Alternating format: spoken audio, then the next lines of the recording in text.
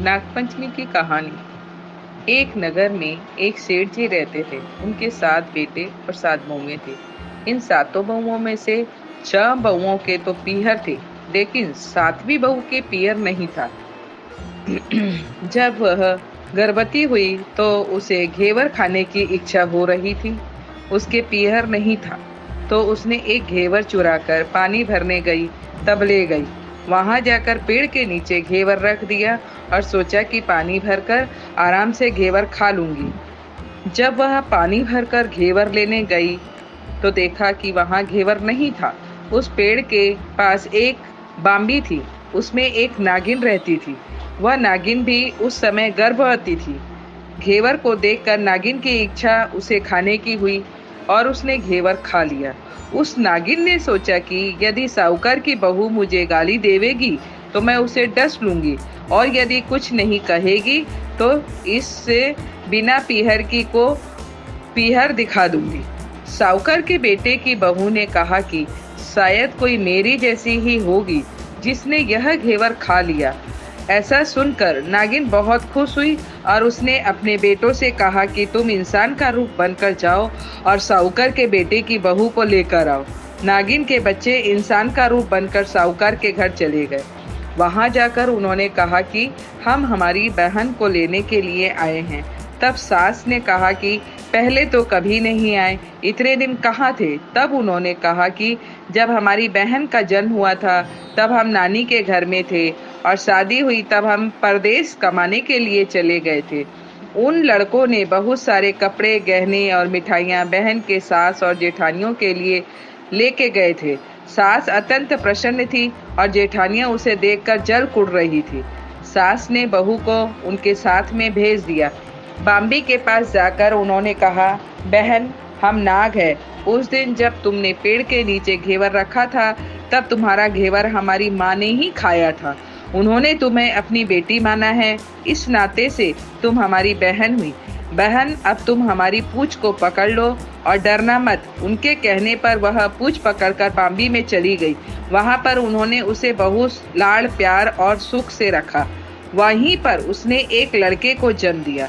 जब उसका लड़का थोड़ा बड़ा हुआ तब की बात है, पड़ोसन ने साहूकार के बेटे की बहू को सिखा दिया, अगर तुम तेरी माँ की इतनी ही लाडली है तो तू तेरी माँ से कहना कि आज तो नागों को दूध मैं ही पिलाऊंगी। पड़ोसन का ताना उसे सहन नहीं हुआ। वह माँ से जिद करके नागों का दूध पिलाने के लिए कहने लगी और ठंडा करने लगी। अभी तक दूध ठंडा नहीं हुआ था, उससे पहले ही उसके बेटे ने घंटी बजा दी।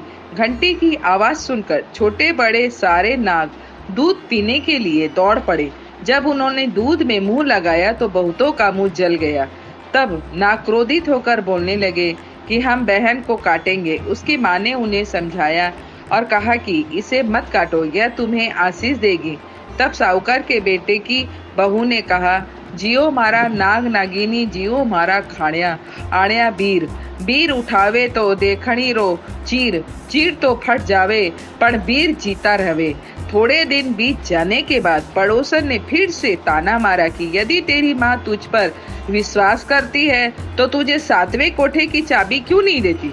उसने माँ से जिद करके चाबी ले ली और जब ताला खोला तो अंदर झूले में बाबा नाग झूल रहे थे। उसने बाबा नाग से कहा, सत सिया राम बाबा। उन्होंने कहा कि तूने सत सिया राम कर लिया, वरना मैं तुझे डस लेता।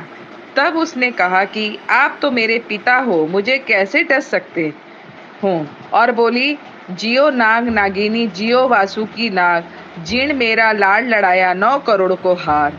नाग देवताओं ने उसको 9 करोड़ का हार दे दिया। माँ ने अपने बेटों से कहा, बाई तो अब बड़े घरों में हाथ डालने लगी है, उसे घर पहुंचा दो। नागों ने साहूकार के बेटे की बहू को बहुत से गहने कपड़े दिए और ससुराल पहुंचा दिया। थोड़े दिनों की बात है, उसका बच्चा झाड़ू तोड़ रहा था। ताई ने कहा, झाड़ू मत तोड़, इतना तोड़ने का शौक है तो तेरे नाना मामा के यहाँ से लाया होता। सापों ने सुन लिया। माँ से जाकर कहा, माँ ने कहा, 2 झाड़ू सोने की बनवाओ, 2 चांदी की बनवाओ और दे आओ। ताइयां देखकर जल गई, कहने लगी, इसको तो ताने मारने से भी धन बढ़ता है। कुछ दिनों के बाद की बात है, बच्चा गेहूं बिखेर रहा था। ताई ने ताना मारा, गेहूं बिखेरने का शौक है तो नाना मामा से ले आता, हमारे यहाँ तो मत बिखेर। सापों ने तुरंत सुन लिया, जाकर माँ से कहा। माँ ने कहा, 2 बोरी दाने सोने के घड़ाओ, 2 बोरी दाने चांदी के घड़ाओ और दे आओ। ताइयां और जल गई, कहने लगी, इसे ताने मत मारो, इसका धन बढ़ता जा रहा है। छोटी जेठानी लकड़ी लेने गई, वहां सांप था। उसने सोचा सबसे छोटी को भेजना चाहिए, सांप उसे खा जाएगा तो मुसीबत मिट जाएगी। छोटी बहू लकड़ी लेने गई तो वहां सांप बैठा था। बोली, भैया राम राम। सांप ने झट से बिछुए दे दिए, पहनकर छम छम करती चली आई। जेठानियां देखकर जल गई।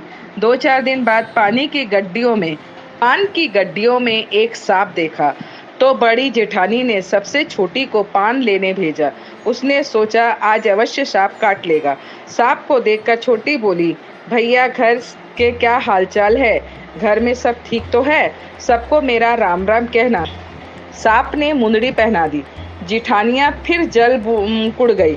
उसका पति दुकान से आया तब सिखा दिया, तेरी बहू के तो सांप बिच्छू से दोस्ती है। साहूकार का बेटा अपनी बहू से रात को कहने लगा, सच सच बता, सांप बिच्छू तेरे क्या लगते हैं जो तुझे काट खाने की बजाय गहने देते हैं? बहू ने कहा, वो तो मेरे भाई भतीजे लगते हैं। फिर उसने सारी बात अपने पति को बताई। पति ने कहा, तो क्या तेरे भाई भतीजे तुम्हें ही बुलाते हैं? कभी अपने जवाई को यानी हमें तो बुलाते नहीं हैं। आने कोने में छुपे सांपों ने बात सुन ली तो जाकर माँ को कहा। माँ ने कहा, दोनों को बुला लाओ। वे इंसान का रूप बनकर दोनों को व बच्चों को बुला लाए। खूब कपड़े गहने देकर तीनों को विदा किया। ऐसा समर्थ पीहर नाग पंचमी की कहानी कहने वालों को, नाग पंचमी की कहानी सुनने वालों को सबको मिले। जैसी अनपिहिरी वो पहले रही थी, किसी को भी न रखे। यह कहानी नाग पंचमी की कहानी है। राधे राधे।